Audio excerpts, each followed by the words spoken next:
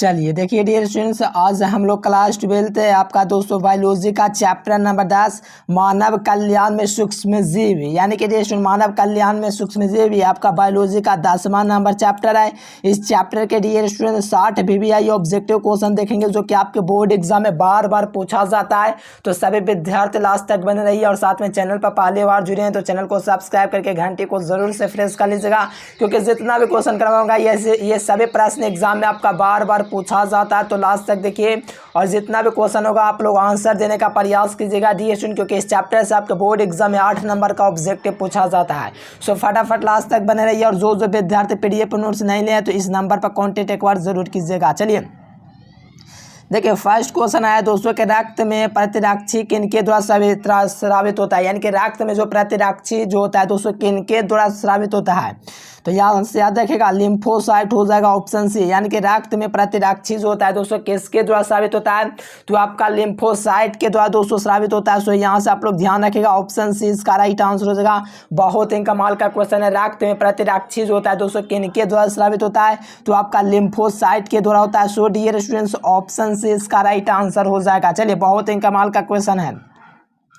Next question यहाँ से second number देखेगा तो कहा जा रहा है कि ग्लूकोज को अल्कोहल में बदलने वाला एंजाइम कौन है। देखिए ग्लूकोज को अल्कोहल में बदलने वाला जो एंजाइम होता है वो आपका कौन होता है, यानी कि ग्लूकोज को अल्कोहल में बदलने वाला जो एंजाइम होता है वो आपका जाइमेज। चलिए सबका जाइमेज बहुत अच्छा ध्यान रखेगा, ये आपका जाइमेज में बदलता है, यानी कि ग्लूकोज को अल्कोहल में बदलने वाला जो एंजाइम है, यानी कि ग्लूकोज होगा उसको अल्कोहल में जो बदलेगा वो आपका जाइमेज एंजाइम होता है। सो यहाँ से ऑप्शन सी हो जाएगा। चलिए 3 नंबर देखेगा तो कहा जा रहा है कि एगारोज, देखिए ध्यान दीजिएगा एगारोज जेल पर, देखिए एगारोज जेल पर अलग किए गए हैं। तो DNA दोस्तों ये आपका NDA जो होता है DNA होना चाहिए, जो कि NDA लिखा गया DNA के टुकड़ों को किससे रंगने के बाद देखा जा सकता है। देखिए किसको रंगने को देखा जा सकता है दोस्तों, किसके मतलब रंगने के बाद देखा जा सकता है, किसको रंगने के बाद। तो आप लोग याद रखें। चलिए बहुत अच्छा, एनिलीन ब्लू नहीं होगा। चलिए इथिडियम ब्रोमाइड, बहुत अच्छा ध्यान दीजिएगा यहाँ से, यानी कि बे नंबर हो जाएगा। इथिडियम ब्रोमाइड जो है दोस्तों आपका एगारेज जेल पर अलग किए जाने के कारण DNA के टुकड़ों को दोस्तों किससे रंगने के बाद देखा जा सकता है, किसको, तो इडियम ब्रोमाइड। चलिए ऑप्शन बी। नेक्स्ट क्वेश्चन लगा यहाँ से दोस्तों 4 नंबर कहा जा रहा है कि ममोरे कोशिका का निर्माण किससे होता है। देखिए ममोरे जो कोशिका होता है दोस्तों उससे का निर्माण किससे होता है। तो देखो ममोरे जो आपका दोस्तों कोशिका होता है उससे किसका निर्माण होता है, तो आपका लिम्फोसाइट का निर्माण होता है। तो ऑप्शन बी इसका राइट आंसर हो जाएगा, ठीक ना डियर स्टूडेंट्स। यानी कि ममोरे कोशिका का निर्माण किससे होता है, तो आपका बे लिम्फोसाइट से होता है। तो ऑप्शन बी नंबर आपका राइट आंसर हो जाएगा। बहुत ही कमाल का क्वेश्चन है, सीधे आपके परीक्षा में यहाँ से पूछा जाएगा। सो इसको आप लोग बिल्कुल ध्यान में रखिएगा। चलिए बहुत ही अच्छा क्वेश्चन है। नेक्स्ट क्वेश्चन यहाँ से 5 नंबर लगाएगा तो कहा जा रहा है कि केंद्रक प्रतिरूपण तकनीक की खोज किसके द्वारा की गई थी, यानी कि केंद्रक प्रतिरूपण तकनीक है दोस्तों किसके द्वारा खोजी गई थी। चलिए बहुत बढ़िया ध्यान दे देगा, ये आपका बेक्स के द्वारा दोस्तों आपका खोजा गया था, यानी कि केंद्रक प्रतिरूपण तकनीक है वो किसके द्वारा खोजा गया, तो ये आपका बेक्स के द्वारा खोजा गया था। तो ऑप्शन सी हो जाएगा, यानी कि केंद्रक प्रतिरूपण तकनीक की खोज किसके द्वारा की गई थी, तो आपको बेक्स के द्वारा की गई थी। ये सब आपका जनरली वैज्ञानिक है, ठीक ना डियर, जो केंद्रक के प्रतिरूपण के खोज के द्वारा दोस्तों दी गई। चलिए यहाँ से 6 नंबर क्वेश्चन देखिए तो कहा जा रहा है कि पानी में कोलाई की उच्च मात्रा संकेतक होता है, ठीक ना डियर स्टूडेंट। आंसर लगाएगा ये क्वेश्चन का आंसर। कहा जा रहा है कि पानी में कोलाई की उच्च मात्रा संकेतक होता है। तो ध्यान दीजिएगा यहाँ से। चलिए बहुत बढ़िया, वांछित मलजल का प्रदूषण जो होता है दोस्तों, यहाँ पर पानी में कोलाई की दोस्तों उच्च मात्रा संकेतक होता है। किसका, वांछित मलजल का प्रदूषण का जो होता है ये आपका मुख्य संकेतक होता है। कौन, पानी में जो कोलाई की उच्च मात्रा का संकेतक जो होता है वो वांछित मलजल का प्रदूषक होता है। सो यहाँ से ऑप्शन नंबर ए आपका राइट आंसर हो जाएगा। और जो विद्यार्थी चैनल से पहली बार जुड़े चैनल को सब्सक्राइब जरूर कर लीजिए और घंटे को प्रेस कर लीजिए। चलिए यहाँ से 7 नंबर लगेगा। कहा जा रहा है कि वैसे जीवाणुओं के समय जो फफूंदी के तंतुओं से जुड़कर जाल जैसे संरचना बनाते हैं क्या कहलाते हैं। ध्यान दीजिएगा क्वेश्चन बहुत ही कमाल का आया है। कहा जा रहा है कि वैसे जीवाणुओं के समूह जो फफूंद या तंतुओं से जुड़ करके जाल जैसे संरचना बनाते हैं तो उसको हम लोग क्या कहेंगे, फ्लॉक्स कहेंगे। क्या कहेंगे फ्लॉक्स। तो यहाँ से देख लीजिए फ्लॉक्स आपको ए नंबर में दिख जाएगा। बहुत बढ़िया क्वेश्चन है मेरे पे लाल, तो ऑप्शन याद रखिएगा फ्लॉक्स। चलिए नेक्स्ट क्वेश्चन यहाँ से देखिए। नेक्स्ट क्वेश्चन में कहा जा रहा है 8 नंबर, देखिए ध्यान दीजिएगा। कहा जा रहा है कि क्या कहा जा रहा है, प्रोबायोटिक्स क्या होता है। देखिए यहाँ से कहा जा रहा है कि प्रोबायोटिक्स जो होता है वो क्या होता है। बहुत बढ़िया क्वेश्चन है। प्रोबायोटिक्स जो होता है वो क्या होता है। चलिए जीवित सूक्ष्म जीव का दोस्तों भोजन संपूरक, बहुत बढ़िया। यानी कि जो आपका प्रोबायोटिक्स जो होता है दोस्तों आपका जीवित सूक्ष्म जीव के भोजन का संपूरक होते हैं। सो यहाँ से आप लोग ध्यान रखिएगा, ऑप्शन सी हो जाएगा। यानी कि प्रोबायोटिक्स जो होता है दोस्तों आपका जीवित सूक्ष्म जीवाणुओं का क्या होता है, संपूरक होता है। सो यहाँ से ऑप्शन सी इसका राइट आंसर हो जाएगा। बहुत बढ़िया क्वेश्चन है। चलिए गजब का आंसर। सभी विद्यार्थी ऑप्शन नंबर सी। चलिए बहुत अच्छा, सबका सी नंबर आया है। नेक्स्ट क्वेश्चन यहाँ से लगाएगा 9 नंबर। तो कहा जा रहा है कि पेनिसिलिन किससे प्राप्त होता है। ध्यान दीजिएगा, पेनिसिलिन जो है दोस्तों किससे प्राप्त होता है। बहुत बढ़िया क्वेश्चन है। ध्यान दीजिएगा, पेनिसिलिन जो है दोस्तों किससे प्राप्त होता है। तो याद रखिएगा पेनिसिलिन जो है वो आपका किससे प्राप्त होता है। चलिए बहुत बढ़िया, सबका रहा है। चलिए गजब का आंसर मेरे पेड़ लाल आंसर लगाएंगे। चलिए बहुत बढ़िया। यानी कि ये जो होता था कि हम सी पर लगाए थे, सी नंबर नहीं होगा मेरे पेड़, ये वाला ऑप्शन बताएं उस कारण से सी हो गया था। मैं बता रहा हूँ पेनिसिलिन नोटारियम जो होता है दोस्तों आपका पेनिसिलिन आपका प्राप्त होता है। यानी कि पेनिसिलिन जो होता है नोटारियम से प्राप्त होता है। तो यहाँ से नोटारियम देखिएगा तो ऑप्शन भी हो जाएगा। बहुत ही कमाल का क्वेश्चन है। देखिए 10 नंबर में कहा जा रहा है कि मृदा में नाइट्रोजन स्थिरीकरण के किसका प्रयोग किया जाता है। कि मृदा में नाइट्रोजन स्थिरीकरण के लिए किसका हम लोग प्रयोग करते हैं। चलिए बहुत अच्छा, नील हरित बैक्टीरिया, ये नंबर आ रहा है। देखिए और जो विद्यार्थी पीडीएफ नोट्स ऑल सब्जेक्ट का नहीं लिया तो इस नंबर पर एक बार संपर्क जरूर करना है और आपको ऑल सब्जेक्ट का पीडीएफ नोट्स आपको ले लेना है, ठीक ना डियर स्टूडेंट। ऑल सब्जेक्ट का आपको पीडीएफ नोट्स हम आपको देंगे।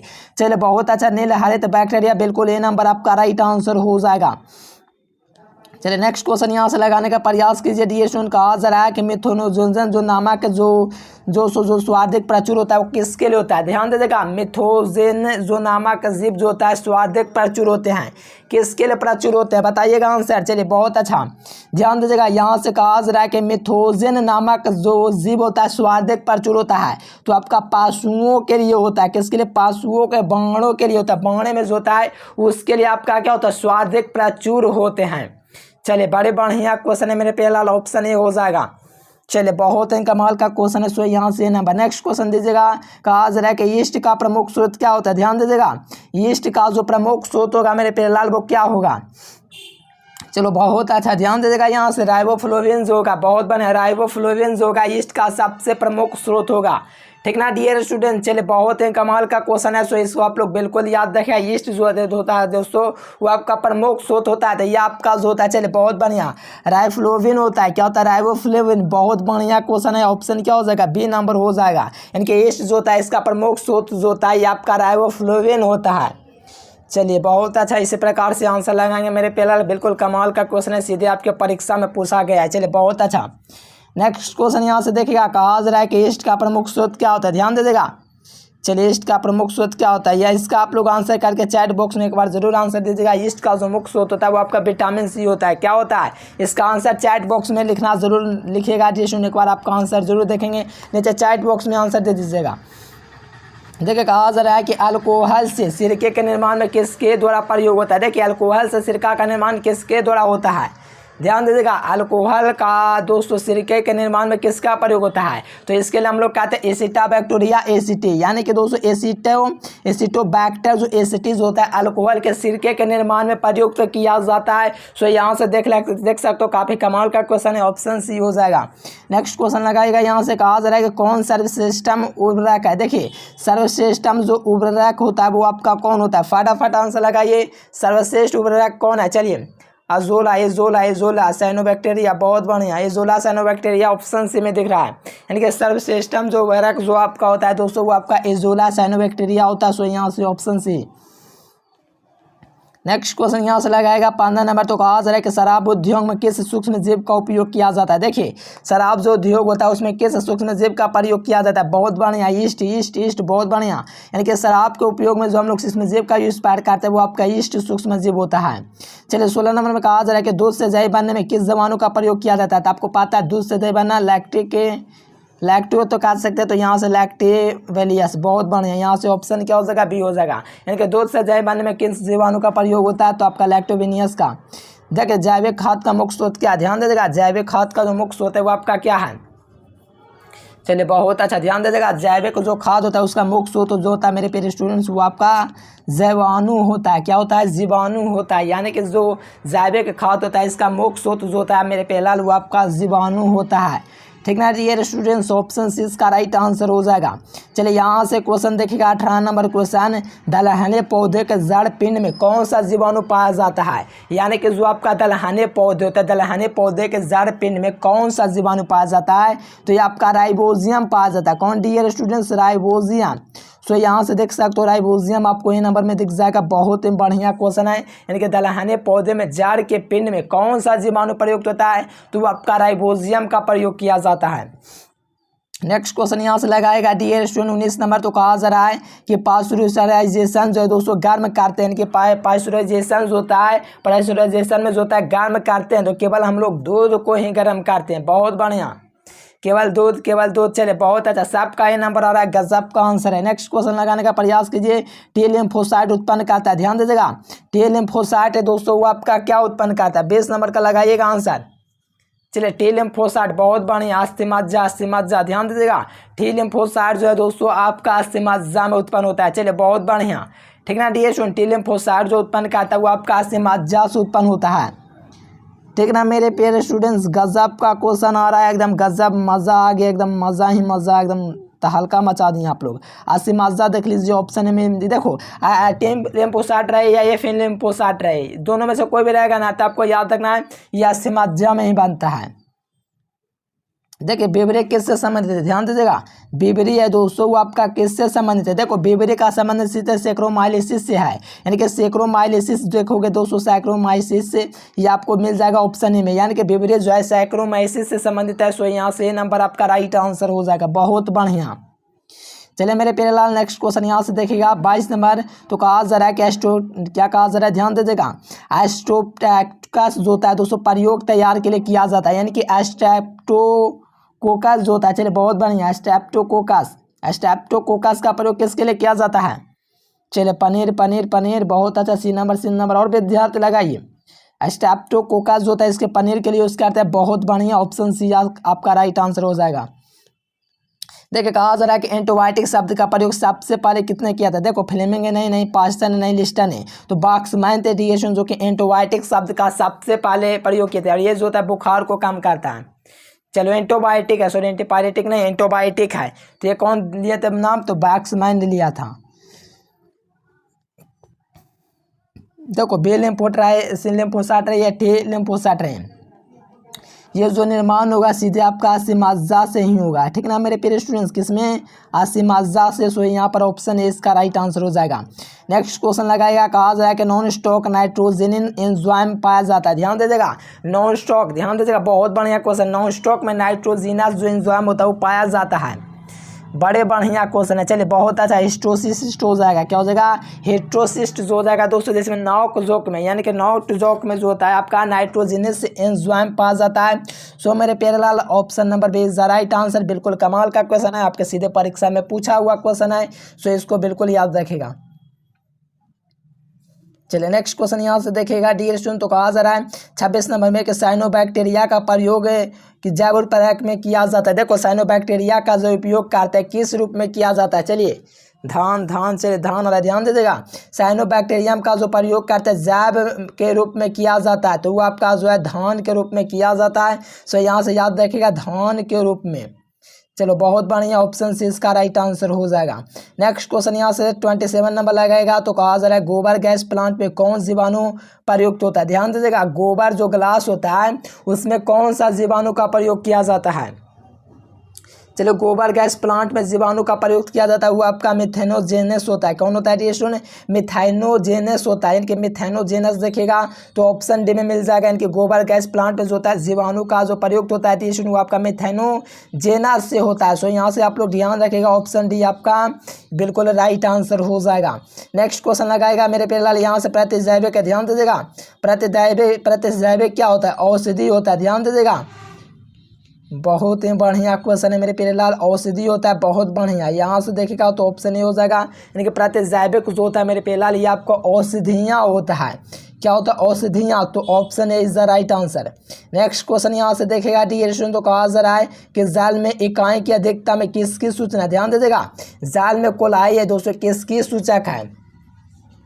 चलिए जाल में कोलाई की अधिकता है दोस्तों किसका सूचक है, तो याद रखें बाहित जल प्रदूषण का है। चलिए बहुत अच्छा सी नंबर है, इनके जाल में जो कोलाई की अधिकता है दोस्तों किसका सूचक है, तो आपको याद रखना बाहित जल प्रदूषण का है। सो यहाँ से आप लोग देख सकते हो ऑप्शन नंबर सी में दिख रहा है, कमाल का क्वेश्चन देख सकते हो 2020 में भी पूछा गया है। चलिए जैव नियंत्रण में प्रयुक्त होने वाला विषाणु क्या है, देखो जैव नियंत्रण जो होता है जैविक नियंत्रण में प्रयुक्त होने वाला विषाणु कौन है, चलिए बिल्कुल बैक्लो वायरस। चलिए बैक्लो वायरस बहुत बढ़िया, बैक्लो वायरस ये नंबर लगा रहे हैं सभी विद्यार्थी, ये नंबर हो जाएगा। यानी कि जैव नियंत्रण में प्रयुक्त होने वाला जो विषाणु होता है आपका क्या होता है, बैक्लो वायरस होता है। चलिए नेक्स्ट क्वेश्चन यहाँ से लगाइएगा डियर स्टूडेंट, कहा जा रहा है 31 नंबर में कि कवक मूल एक 200 सहजीवी संघ है, कैसा सहजीवी संघ है, जैसे कि जो कवक मूल जो होता है 200 सहजीवी संघ है, क्योंकि इसमें जो होता है कवक, चलिए कवक तथा पौधों के जड़ों के बीच होता है। चलिए बहुत अच्छा याद रखिए कवक मूल जो सहजीवी संघ जो होता है तो कवक तथा पौधों के जड़ों के बीच होता है। सो यहाँ से भी नंबर हो जाएगा। देखिए 32 नंबर देखिएगा, तो कहा जा रहा है कि स्टोप्टैक्टो को से जो तैयार किया जाता है वो आपका पनीर से तैयार किया जाता है, शुरू में हम आपको बताए थे। नेक्स्ट क्वेश्चन एजोला सहजीवी दोस्तों किससे संबंधित है, ध्यान दीजिएगा। कहा जा रहा है दोस्तों कि एजोला सहजीवी संबंध किससे है, तो ये जो है मेरे पेरल बहुत बढ़िया, सबका आंसर आ रहा है बिल्कुल एना बीना से संबंधित है। यानी कि एजोला सहजीवी संबंध है दोस्तों किससे संबंधित है, तो एना बीना से संबंधित है। किससे, एना बीना, तो ऑप्शन क्या हो जाएगा, बी हो जाएगा।